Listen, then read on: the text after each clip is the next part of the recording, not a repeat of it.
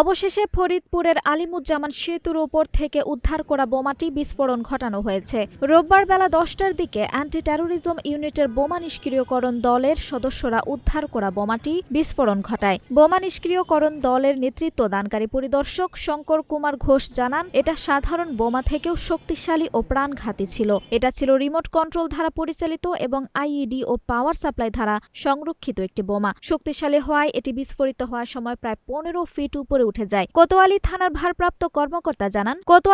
ভারপ্রাপ্ত কর্মকর্তা জানান শনিবার সকালে আলিপুর সেতুর ওপর খড়ির গাদা থেকে বোমাটি উদ্ধার করা হয়। পরে সেটি উদ্ধার করে নদীর পাড়ে বালুর বস্তা দিয়ে ঘিরে রেখে বোমা ডিসপোজাল ইউনিটের সদস্যদের খবর দেওয়া হয়। রোববার সকালে বোমা নিষ্ক্রিয় দলের সদস্যরা বোমাটি বিস্ফোরিত করে নিষ্ক্রিয় করতে সক্ষম হন।